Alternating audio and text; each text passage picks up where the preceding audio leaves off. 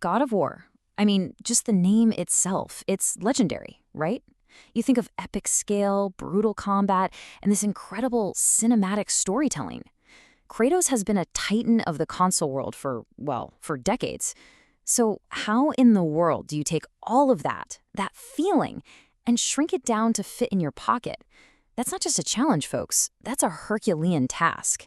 And how they actually pulled it off? Well, that's the real story we're diving into. And this right here, this is exactly why they had to try. This quote just nails the kind of pressure they were under. See, when you've got a fan base this passionate, you can't just go dark between the big releases.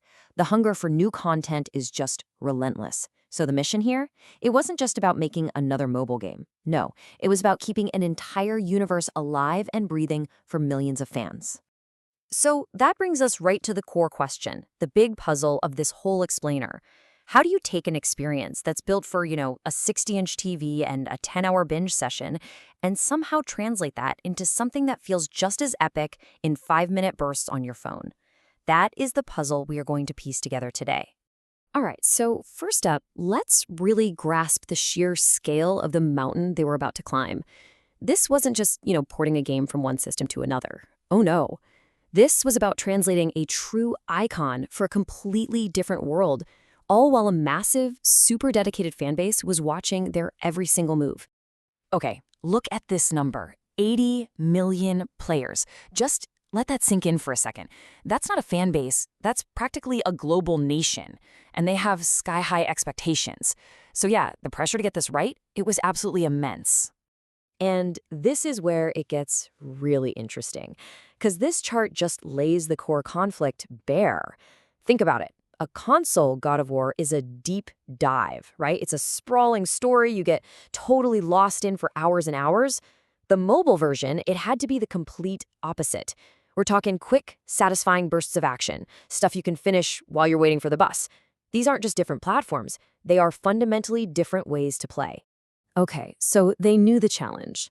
Now, how did the developers actually go about building this thing? Well, here's the key. They didn't just try to cram a massive console game onto a tiny phone screen. That would have been a disaster. Instead, they forged something totally new, and they were guided by a really clear set of principles. And this slide perfectly illustrates their strategy. You can think of these 3 pillars as their North Star, their guide for everything. Number 1, it had to feel like God of War. The lore had to be 100% authentic. Number 2, the combat had to be super fast and instantly gratifying.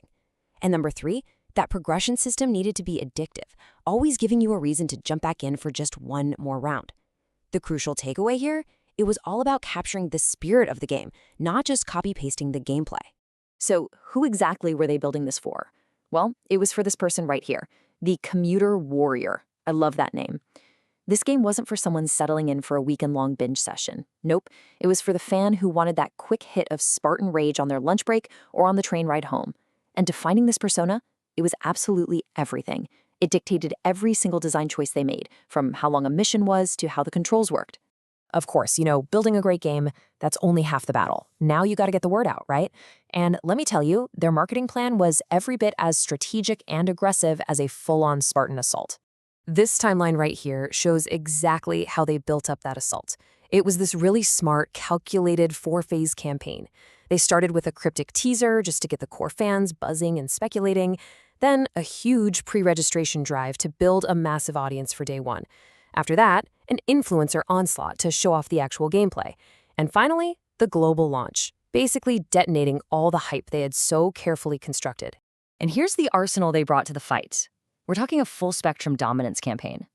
They dropped these epic cinematic trailers that really captured that big console feel. They ran aggressive social media raids to just own the conversation online. And, super smartly, they leveraged strategic partnerships with creators to show raw, authentic gameplay to fans who might have been a little skeptical.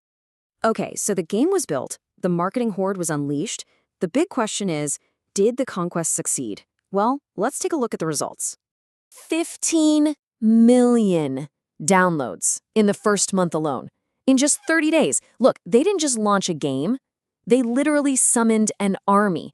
This launch was nothing short of a phenomenon. But hey, downloads are just one number, right? This chart, this shows the real story. 75% of players were coming back to play the game every single day during that first week. To put that in perspective, that's more than double the industry average. It's proof positive that the design worked. The game wasn't just downloaded, it was completely devoured by the players. And honestly, this might be the most important result of all. Check this out. While they absolutely succeeded in serving their existing fans, 60% of them, a massive 40% of players were brand new to the God of War universe. Think about that.